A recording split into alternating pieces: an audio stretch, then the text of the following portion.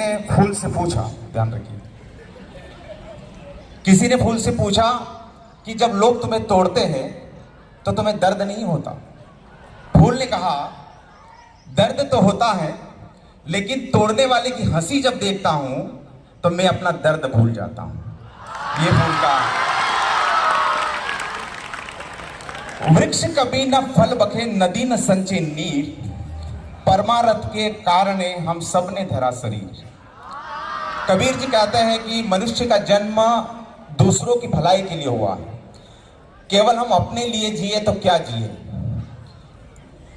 95 years जीने के बाद मेरी गली के तीसरे घर के मकान वाले लोग अगर मुझे नंबर से जानते हो कि 95 नंबर में जो अंकल रहते हैं वो आज दुनिया में नहीं रहे, तो 95 इयर्स जीकर मैंने क्या कमाया।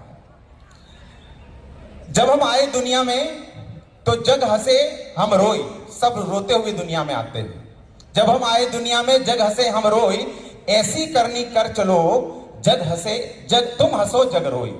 जाते हुए दुनिया तुम्हें याद करे कि मरने के बाद भी हमें कोई याद करने वाला है।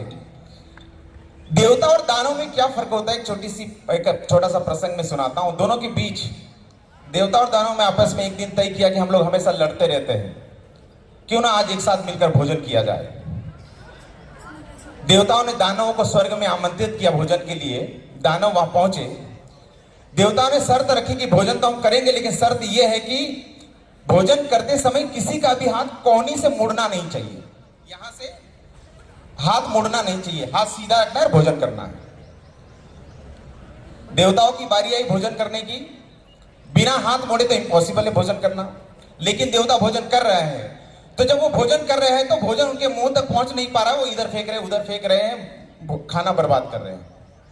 उसी समय जब देवताओं की बारी आई भोजन की, तो देवताओं ने क्या किया, दो लाइन बनाई, आमने सामने बैठ गए और एक दूसरे को बिना कोहनी से हाथ को मोड़े एक दूसरे को भोजन करा रहे हैं। कहानी क्या कहती है, जब आप दूसरों को देना जानते हो तब आप देवता हो,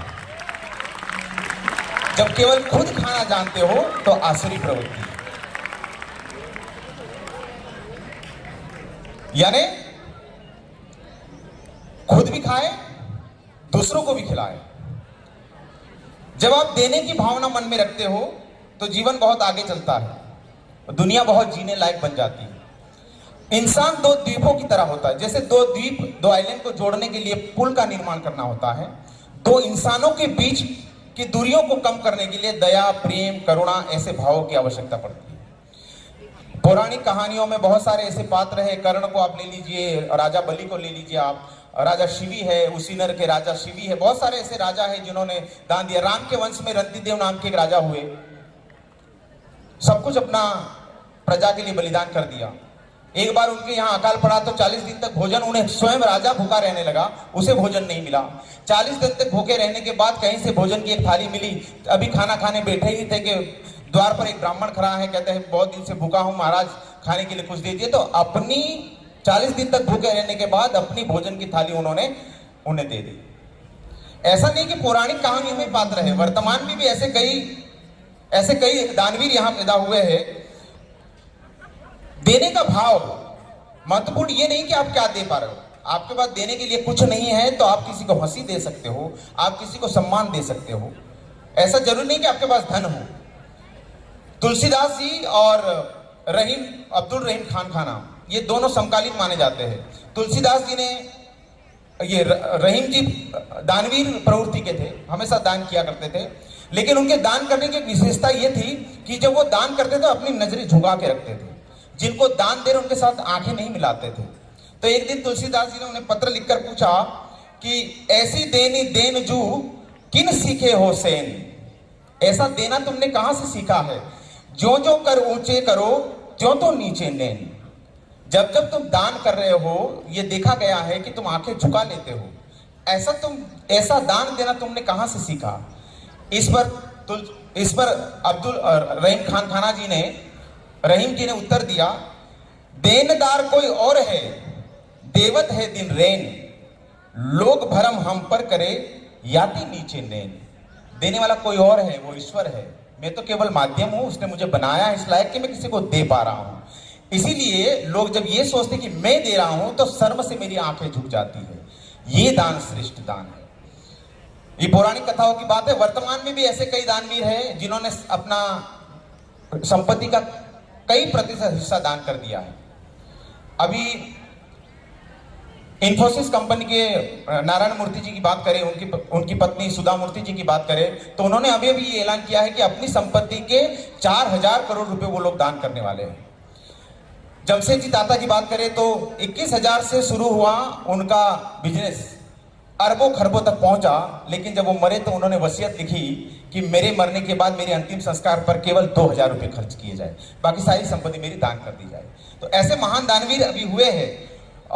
हुरून इंडिया की एक रिपोर्ट के अनुसार उन्होंने एक रिपोर्ट बनाई, एक लिस्ट बनाई, जिसमें दुनिया भारत के सबसे महान दानवीरों की एक लिस्ट जारी की गई है, जिसमें सबसे पहले 5वें नंबर पर 2 नंबर पर आते हैं विप्रो के संस्थापक अजीम प्रेम जी, 453 करोड़ रुपए दान किए हैं।